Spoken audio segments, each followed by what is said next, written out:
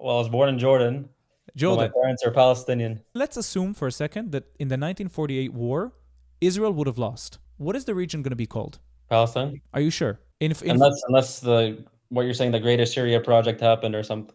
Okay, Or so just to prove it to you, in 1948, Egypt fully occupied Gaza, annexed it until 1967. Why was a Palestinian state never established? when the Egyptians were occupying it, Yes. I would have to look into that. I don't know. Same applies to Jordan, 1948 till 1967. Why was a Palestinian state not established? From what I want to assume, probably because they don't want to like because Because Palestine doesn't exist. Official Sahar TV. Official Sahar TV. Let's go. Protect the Jews, fight the lies, can't you see? Debunk the hate, bring the peace, we're the key. Before we get into the video, don't forget to subscribe to my YouTube channel and hit that notification button so you can be notified every time I upload new content. I would also like to say thank you to all the people supporting me financially using Buy Me Coffee or Patreon. Thank you so much, and let's get to the video. Yalla. what? You're Iranian? No, I'm Arab. Arab. والسلام Okay. عليكم يا عليكم زلمة. السلام حبيبي. أيوة كيف حالك? You know, everything is good. Everything is كله تمام شوية a little bit of knafe every day. Where are you from? From Israel. Oh, nice. And which Arab country are you from? Well, I was born in Jordan, but Jordan. my parents are Palestinian. Do you mind having a conversation with me about the topic? And by the way, people are watching you. I don't know if you care. Oh no, yeah, I don't care. Awesome. So Yeah. I want to know your stance about the whole thing. Everything in general. I mean, I can assume, according to what you identified as, I can assume your stance, but you seem like a nice guy, so I want to know. Yeah, I mean it's horrible. It's not good. I want it to end as like soon as possible. So I hope a ceasefire is reached and the IDF leaves Gaza. Do you think Hamas should be eliminated? I mean, my problem with them is that they didn't have like long-term plans for Gaza. But at the same time, I think Israel's like their intention is just leveling all of Gaza because, like, from what you're saying, every hospital, every school is just, and I don't think that's good. So first of all, there's still hospitals that are standing in Gaza, but I want to know, what do you think should happen with the remaining hostages that are in Gaza right now? There should be a deal where they get released. Why should there be a deal? Why can they not release the hostages? That it's a violation of international law to take civilians hostage and soldiers, quite frankly. Why can't the IDF leave Gaza? I mean, the IDF can't leave Gaza because Hamas said that they're going to stay in power, and this is one of the objectives, to completely eradicate Hamas or get them off power. From what I understood, when the ceasefire was happening, that Israel broke it because they had claimed that Hamas wasn't following the rules. How did Israel break it? If they put the hostages on pedestals and gave them gift baskets to make it appear as if they were treated well, that wasn't agreed upon. Why would you put them on a pedestal and force them to kiss you on the forehead? I don't agree with it. No, the whole parade was kind of ridiculous. I do agree. That's not like a... Isn't that a violation of the ceasefire? Probably, but was it worth like destroying the entire ceasefire over? I mean, if so, you just claimed that Israel violated the ceasefire first, but we both just agreed on the fact Who that shot the next missile after the ceasefire announcement? actually Hamas. Is that true? Yeah, of course. Hold on. Now, let me check my sources. Make sure I'm not. And by the way, they also delayed some of the releases of the hostages, and then Israel said, "What are you doing? This is not going according to the deal. You have to release the hostages." And then Israel attacked to make sure they released the remaining hostages. So if you're telling me that Israel violated the ceasefire without acknowledging the fact that Hamas put them on pedestals and fired rockets by accident into Israel, then I think that's being a little bit of being disingenuous. It's saying here that Israel shattered the ceasefire. How did they shut out the ceasefire? And what's your source? I'd like to see it. I'm on NBC News right now. NBC News claims that Israel violated Why the Israel ceasefire. broke its fragile truce in Gaza and it's promising more strikes. And this was in March 19th. March 19th. So they've been releasing hostages since before March 19th, and they put them on pedestals before March 19th. So both you and I agreed that they violated the ceasefire. Hamas did, not Israel. By having that ceremony? By having ceremonies that disrespect the hostages and disrespect Israel and to make it appear as if they were treated just fine. Listen, I want to say this, okay? I really don't want to see anybody suffering, not in Gaza, not in Judea and Samaria, and not in Israel. And I think the way we can achieve this is by removing the head of the snake, which is Hamas. Do I think the government of Israel needs to change? I do. I do think it needs to change. I'm not being completely against, one side, and I'm a reasonable person, but we have to agree. Hamas is really bad for the Palestinian people living in Gaza. It's causing so much destruction for them. It's making homes collapse, and only because of the invasion of Israel on October 7th, homes are being destroyed in order to get to the tunnels that are under every square meter of Gaza. Why did I not build shelters for the people in Gaza? Why did Hamas not build a single shelter? So hold on, let me clarify. I'm not beholden to a political organization or anything. I'm just beholden to like my people, the Palestinian people and its culture and everything. Now, when you say the thing of Hamas is not good, I'm fine with admitting this if it can be a two-way street. I don't think that Netanyahu's like cabinet, I don't think the Israeli government is like what they're doing is good, because like the way they treat the Palestinian issue, they don't want to address it. They want to keep just hoping that like if they attack us, we'll counterattack with a disproportionate response, and we'll keep going and going, and then hopefully a gust of wind comes and blows the Palestinians away. Like that's like it's not being taken seriously by them either.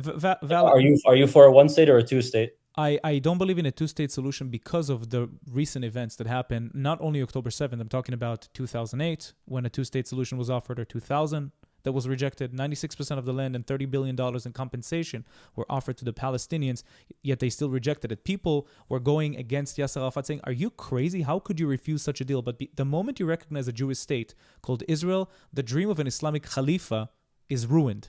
It's done. So you can't recognize Israel as a Jewish state. Of course. You don't know. The Islamic Khalifa? Of course. What's the dream of the Islamic Khalifa? What's the only thing stopping from an Islamic state to take place? Like where? And what's the only obstacle that's preventing Lebanon to expand, Jordan to expand, Syria to expand, Egypt to expand, Saudi to expand? Why would they expand? Because the dream of the Muslim faith is to create an Islamic Khalifa. The traditional faith. It's not like Are you a Muslim? Yeah. Do you believe in Islam? I need to learn. Obviously, I'm not. No. So, do you think an Islamic Khalifa should take place? Meaning, Islam should prevail over other religions? No religion. No religion should prevail over other religions. It should. The Middle East is a very culturally diverse place. Like secular governments are good, or unless you're doing Muslim governments like Saudi and Kuwait and Qatar and those, like where minorities are protected there, then it's a good thing too. Yeah, but I think that, first of all, in the Quran specifically, it says that Islam should prevail over other religions. It says it in Surah 933. It specifically says it. So some people take it word for word. I can read it to you. I have the Quran right here. 933? 933. Hold on. He who has sent his messenger with guidance and the religion of truth to make it manifest over all religions, although those who associate partners with Allah dislike it. Some says the division mission of the Prophet to establish Islam as the dominant religion. When it was disliked by people. For me, it says, it is he who has sent the messenger with guidance and religion of truth to proclaim it over all religion, even though the pagans may detest. So, in my opinion, it has nothing to do with politics. In my opinion, it has to do with religion. That's the reason why the Arabs refuse a Palestinian state, because the moment they agree to a Palestinian state, that means they have to recognize a Jewish state, which will prevent them from creating an Islamic Khalifa. I don't think it's religion. I think that's the only thing it is. I think it's about land. If it's about land, then tell me, why did they refuse the 1948 deal or the 1967? They view it as like that was their land. How come? Because they were there for hundreds of years, thousands. Jews were there for 3,000 years, 4,000 years. Some people never left. Of course, there was Kingdom of Judea. That was 3,000 years ago. Kingdom of there was a Jewish population in Palestine. I'm not saying that the Jewish population was always big in the region. Jewish people were, constantly attacked, including the Christian population. But I'm saying some people converted to Islam because of specific rights that they were given if they were to convert to Islam, especially during the 7th century with the jizya and everything. But what I'm saying is, Jewish people never left, despite the fact that they were a minority at some specific times. But I'm saying, if you're telling me right now that the Muslims are going to be able to agree to live next to the Jews forever without starting a single war, I can guarantee you Israel will make recessions like you have never seen before. They will give lands back like you have never seen before. Only if you can promise me that no BS is going to be started against the Jews. If you think, so if there's a proposition now currently of like, let's say like pre-67 borders of like a full two-state solution, and everyone's brought to the table, Iran, H group, Egypt, Jordan, everyone's brought to the table, you think that the Arabs would still reject it? I think, I don't think they would. I mean, pre-67 borders, so why would they form the Palestinian Liberation Organization in 1964? Before a single settlement took place. Why would they do it? Because I think during that time, like, I think the mentality was that we had a lot more leverage than we actually did. And I do agree that was that was counterproductive to having a two-state solution. I don't think they want a two-state solution. I don't think the Palestinians want a two-state solution. The moment they, first of all, you said, I feel like the government of Israel doesn't want to end the conflict because they want to create a cycle of, a never-ending cycle. Now, let me ask you this. Why are the Palestinians not settled for 76 years? I didn't say they didn't want to end. I'm saying that they don't want to address the Palestinian issue. But they tried addressing it in 2000, in 2005, in 2008. It's not reciprocated 2005, well. In 2005, when George, was it George Bush? When one of the presidents wanted to hold election in Gaza, and the Palestinian Authority, everyone was telling him, do not hold these elections, because during the time the Palestinian Authority was very unpopular in Gaza, and H group, and by the way, this was almost like a 50-50 split in the votes, but H group was getting or Hamas, I'm using TikTok language, sorry. Hamas, I do TikToks. Hamas was gaining, they had popularity because the Palestinian Authority and Mahmoud Abbas and those, they were very, very unpopular at the time. And what happened in 2006? Violence. Between who? Against the Palestinian when the coup tried to happen. Yes. Yeah. And what happened? What happened to the Fatah soldiers by Hamas? No, they were killed. They were dragged down the streets with bikes, and they were thrown off of roofs, and there's documentation of it. So I think really the real enemy of the Palestinians living in Gaza is not Israel. It's not. I think it's Hamas. And I think that if you reorganize it in a way that doesn't involve an entity that's controlling the Palestinians, meaning I believe in Palestinian Emirates, which is by Dr. Mordechai Kedar. Have you ever heard about this plan? No. It means that the Palestinians, the Arab tribes, are already organized by tribes. There's the tribe of Khan Yunis, the tribe of Rafah, the tribe of Jenin, the Tamimi tribe. There's big tribes. If you organize it into city-states where 10% of the population have to be absorbed into Israel, there's no choice about that. But if you organize it into tribes and the tribe leaders are the ones controlling, meaning it's already divided. The tribe of Rafah is already divided with roads and streets. It's already dividing the tribes. So we should partition Gaza more? No, you create city-states. You create order. You don't create, because that's tribalism. That's the tribal mentality of the Arabs. But you're saying that should be governed by Israel. No, I'm saying it should be governed by the tribal leaders. That's what I'm saying. Let me ask you another question. Let's say Hamas just disbands right now. Does violence in the West Bank stop? No, but it's not. That's not because of land. That's because of religion. So no, it doesn't stop. When there's, let's say, settlement expansions, or if there's settler violence against Palestinians, and I'm not denying that at times there can be Palestinian against Israeli civilians too. I don't deny that. If there's any attacks of Israeli settlers going against Palestinians unprovoked, I condemn it. Oh, okay, then I condemn it. Yeah. As long as both sides can admit it, sure. Terrific. Okay. But do you think that the settlements are the real issue? Because I don't think that's the real issue of the problem. The overall issue. What do you think? Where do you think it stems from? They think they were fucked over. By who? By Israel in 1948. Why not by the Arab leaders who told them to leave so they can start the war and kick out the Jews? And then once the war ends, they can come back, but they lost the war. What do you mean Arab leaders? The Arab leaders told the Arab inhabitants of the land to leave, and once the war ends, they can come back, but they lost the war. A lot of people were told to leave and then come back after the war. Israel still destroyed hundreds of villages. Yes, but that's a lot of civilians died. Yeah, of course, in war people die. But I'm saying, you have to be a little bit honest here, okay? Not a single person would have had to lose his life if a war would not have started from 6 Arab countries against Israel, aka you call it the It Nakba. started because of the establishment of the Israeli state. Right, but there was no Palestinian state beforehand. There was supposed to be a Jewish state and an Arab state. The Arabs refused, the Jews agreed. And by the way, the Jews agreed to much less land before that in 1937, in the Peel Commission. They agreed to much less land, just let them live in peace. And they refused. 80% of the land they received, they refused. Because they were being asked to give up their land. Because they're Muslims and they're against Jews and they don't want Jews to live here. There were Jews living in Palestine. Exactly. So it's not about Jews. But there were so many... They were being asked to give up like around 30% of their land. Which, I mean, like now it would seem amazing for us, but like during that time, they're like, this is ridiculous. What? No. There were so many massacres. There were so many attacks against Jews before the Zionist movement came to be. In 1834, the Safed looting, 500 Jews were killed. In other Middle Eastern countries. In other Middle Eastern countries and Palestine, in the region of Palestine, in 1834, in Safed. Read about the Safed looting. Read it in 1517. Read about the Hebron looting. I don't deny these things. I don't deny. So why would they take place if Israel was not even an idea back then? I don't deny that pogroms happen against Jews. I don't deny it. Obviously, I condemn it. But the difference here is that there was no like systematic forms of pushing out Jews from Arab governments. I mean, there was constant attacks against Jews from Muslim countries because of the fact that Jews would not convert to Islam.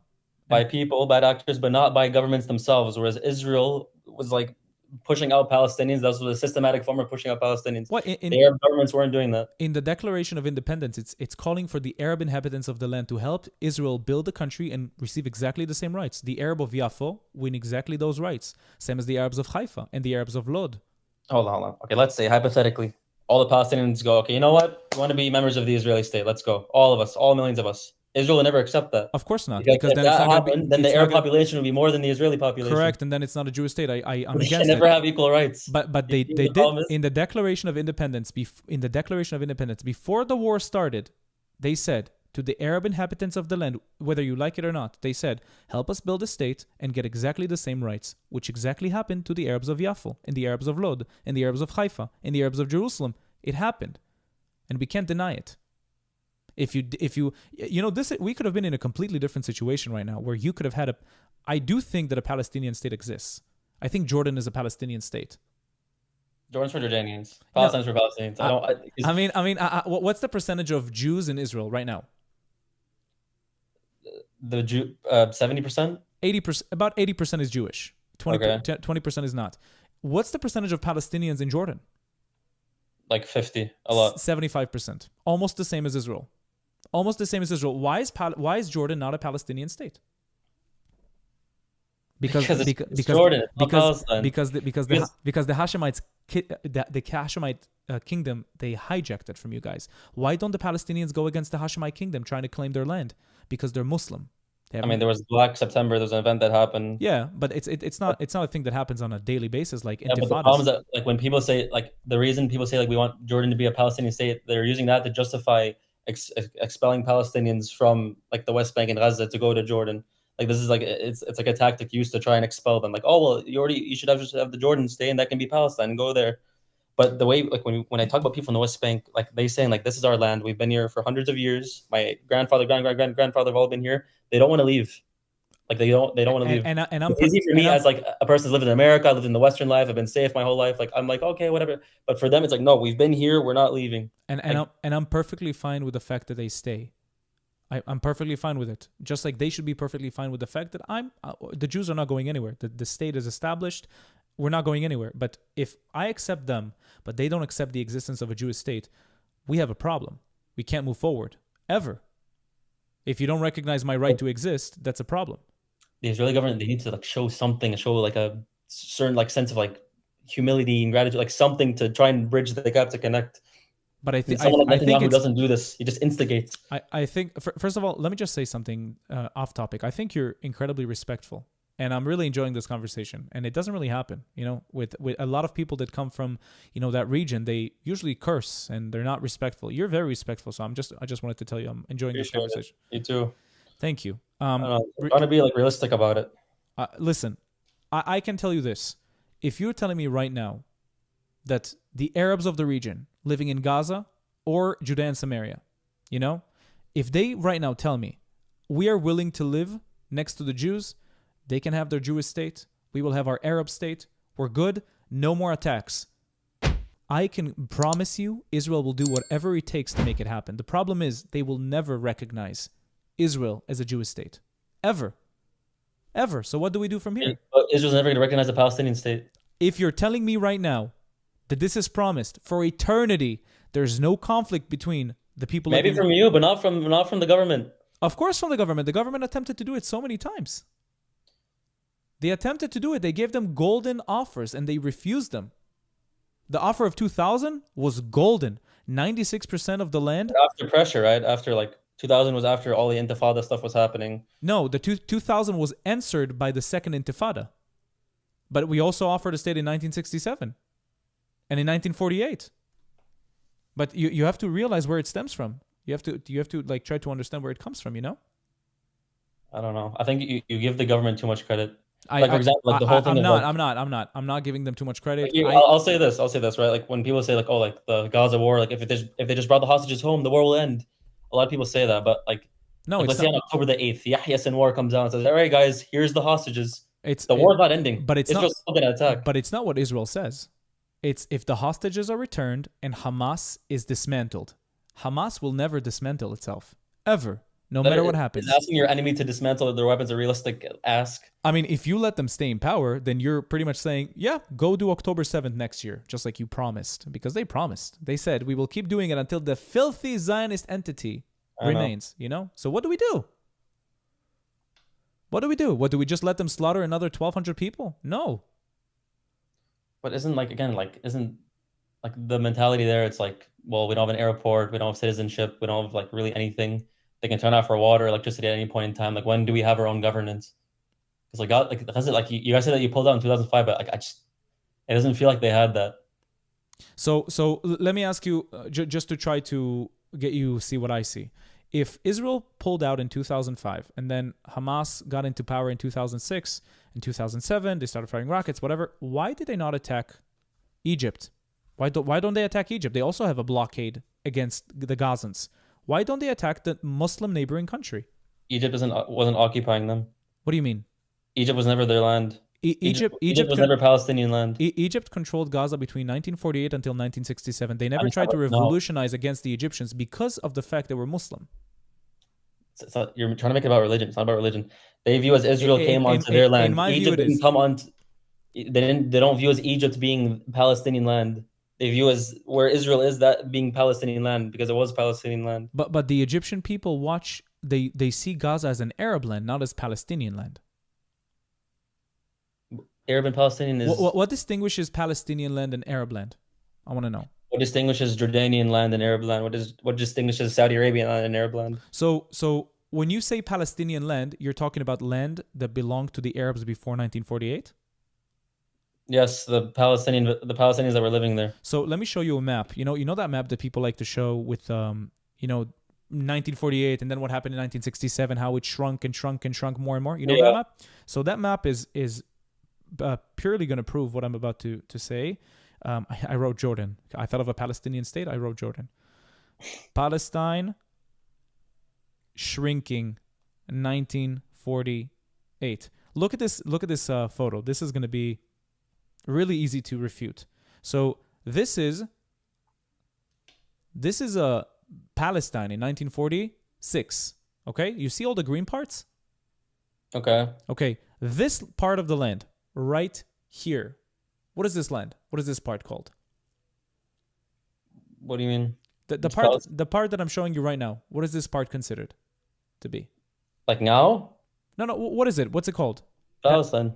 It's the Negev Desert, completely uninhabitable land. Nobody lived there. Why do they claim that this land belongs to Palestine? If nobody lives in the Negev Desert, 50% of the land. Because that's where the borders were drawn up? That's where the borders were drawn up by the Brits, not by the Palestinians. So tell me, why is this land... You know the border was drawn up in the 40s? I'm saying the borders were drawn up by colonial entities, not by a distinct group of Palestinians. So why is this region all of a sudden considered to be Palestinian when it's completely uninhabitable? It's the Negev Desert. And look who received it. The Jews. But it didn't just happen to become Palestinian land. That's been there. Those were the borders for a long time. Yeah, those were the borders since 19 22, since Jordan Oh. was annexed. When the Since Turks occupied us and the Brits occupied us, and Yeah, but occupied who? There was no sovereign entity called Palestine. there were people that were considered Palestinian living on that land. If that makes you happy, like No, but these it people, wasn't officially called. Like, but these people didn't consider themselves Palestinians. They wanted to be Bilad Shamis or Sham or a part of Greater Syria, not Palestinians. And I can give you so many quotes from Arab historians claiming exactly that. Would you like to hear them? sure. Okay. Despite the fact you disagree with some of the things that I'm saying, I still like you, so it doesn't matter. Maybe we can solve the conflict. Maybe we can solve the conflict. Oh. Huh? I wish you were my partner in peace. I wish. So listen to this. The land called Palestine, the name Palestine that Arabs today use for Palestine is not an Arabic name, but adopted and adapted from the Latin Palestina. How can an Arab people have a Western name instead of one in their own language? Because the use of the term Palestinian for an Arab group is only a modern political creation without any historic or ethnic grounds and did not indicate any people before 1967. An Arab writer and journalist declared, "There never has been a land called Palestine, governed by Palestinians. Palestinians are Arabs, indistinguishable from Jordanians. Another recent invention, Syrian, Iraqis, etc. Keep in mind that the Arabs control 99.9% of the Middle East lands. Israel represents 1/10 of 1% of the landmass. But that's too much for the Arabs. They want it all. And that is ultimately what the fighting in Israel is all about today." Joseph Farah from The Myth of the Middle East. I can give you so many other quotes. So that's an Israeli historian. No, that's actually an Arabic historian. I can give you one from the Arab League if you want. His name is there is no such country as Palestine. Palestine is a term the Zionists invented. There is no Palestine in the Bible. Our country was for centuries part of Syria. Palestine is alien to us. It is the Zionists who introduced it. Aouni Bey Abdul Khadi, Syrian Arab leader to British Peel Commission in 1937. There's no such thing as Palestine in history. Absolutely not. Professor Philip Hitti, Arab historian, 1946. It is common. So the guy was advocating for an Israeli state. No, he was not advocating for he was not advocating for an Arab state. He was just saying Palestine is a Zionist invention. That's their claim, that Palestine is not an invention of Arabs. They want it to be considered Bilad Shamis. There's also more. But he's saying that because he wanted to unify the Levant. To create Greater Syria, not Palestine. Okay, so then, does this prove anything for Israel? What does that random quote prove? Let me ask you this, just to prove, okay? Let's assume for a second that in the 1948 war, Israel would have lost, okay? Jordan attacks us, Lebanon attacks us, Egypt attacks us, Syria attacks us. Let's assume Israel loses. What is the region going to be called? Palestine? Are you sure? In 48? In 40, the Palestinian identity. Unless what you're saying, the Greater Syria project happened or something. Okay, so just to prove it to you, are you saying that? Do you think that Jordan and Lebanon, Syria would have all just split it up into factions? I think that the place is going to be called either Syria or Egypt, and the reason why I'm saying that is because in 1948, Egypt fully occupied Gaza, annexed it until 1967. Why was a Palestinian state never established? When the Egyptians were occupying it? Yes. I would have to look into that. I don't know. Same applies to Jordan, 1948 till 1967. Why was a Palestinian state not established? From what I want to assume, probably because they don't want to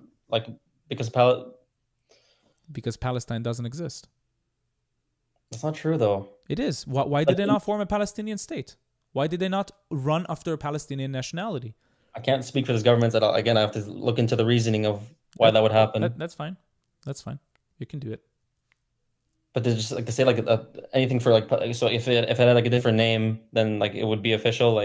No, just to show you that these people were not the people living here were not after a Palestinian identity. They wanted to create an Islamic. And again, I know you disagree with me with the fact that this is about religion. That's according to Jordan, Syria, and Egypt. They're all secular countries. It doesn't matter. It doesn't matter. The attack against Israel was because of the Jews who conquered Muslim land. There's something called Dar el-Islam and Dar el-Kharab. If this place was controlled by Muslims once, by Umar the second Khalifa, it can never be Jewish land again. Just like Andalusia, which was called Al-Andalus, also conquered in the 7th century, can never be ruled by Christians or Jews. It has to be the whole thing with these predating, what if the Turkish one day came and said, listen, this was Ottoman land, we have the right to it, Israel, you have to leave right now, we're going to invade. They can't do it. Why not? Because Israel is a country. It exists. But then Israel do the exact same thing? No, it's not. Palestine did not exist before 1948. All right, then can the Turkish say that the Israel didn't exist before 1948 either? It was a kingdom of Judea. That's a different thing. So No, therefore, what we have the about right to this land because it used to be Turkish Ottoman Empire land. what about the kingdom of Israel, which King Saul was the king of? It's not the Before same thing. before it separated into the kingdom of Judea, it was kingdom of Israel, the Israelites. That Israel and this Israel are the same thing. I mean, before it was the kingdom of Israel and kingdom of Judea, it was kingdom of Israel, and then it separated into kingdom of Judea. So Israel did exist before 1948. Palestine didn't. Yeah, from 3,000 years ago. Yeah, doesn't matter. There was still there But were we're talking only about like taking there- over land and punishing people. there were only 4 sovereign entities in the region. Only 4. All of them Jewish. Not a single one Muslim. Not a single one Muslim. And you can't say that the Ottomans had sovereign entity because they didn't. It was a big empire. We had Judah, we had Kingdom of Israel, we had Kingdom of Judea, and now Israel. Name one Palestinian state that was here before 1948 or a Muslim state. But what you're talking about is removing people from their land over something that happened 3,000 years ago. I wasn't talking about They removing. mentioned that when they weren't even alive. No, I wasn't talking about removing anyone from the land. I'm saying if the 1948 war would not have started, people could have stayed here and lived in peace. But they started a war. Now they have to pay for their actions because of the Arab leaders, not because of Israel. Not because Because of Israel trying to declare a state within that land. Israel already declared the state and it absorbed the Arab inhabitants. Why don't Jews live in 48. Why don't Jews live in Gaza? Why do we have Arabs living in Israel? Why don't you have what? Why do we not have any Jews living in Area A in Judea and Samaria or in Gaza? We have 0 Jews living there.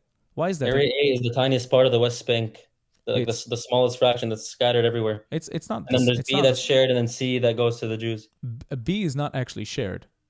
Which one is shared? Sorry, am I confusing? I know. No. B is shared only militarily, security wise. C is controlled fully by Israel and people can live there.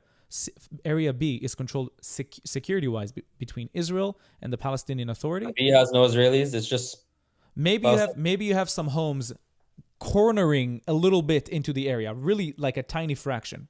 Some people say that this is a settlement and this is illegal, but give me a break. It's not. But I'm saying, why do we have so many Arabs absorbed into the region and they don't have a single Jew absorbed into theirs? because that's like that's the partition lines that you guys have set. These are the dividers that has been set by the Israeli government after these wars. Because what would happen if Jews would have lived there? You're saying that they would attack immediately? Of course they would attack. They you know the image, the graphic image of the people with the blood on their hands in Ramallah, the lynch in Ramallah.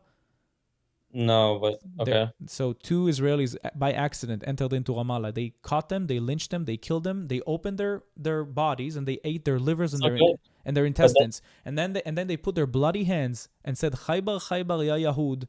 Okay, that's not okay. But at the same time, you'll have an 11-year-old that gets shot in the West Bank. Why? Or you'll have, wait, that's minutia. That's horrific and terrible. But why don't why don't these things happen in Israel for the Arabs who live here?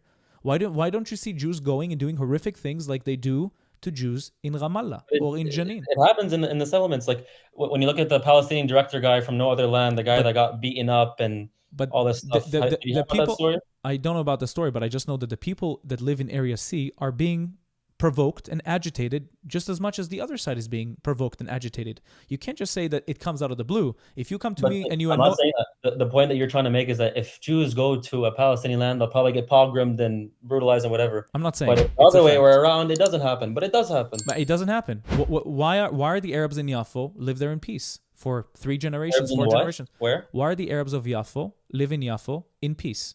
In Jaffa? In Yaffo. Yeah, you call it Yaffo. Because they're Israeli. Because they're Israeli, but they're Arab.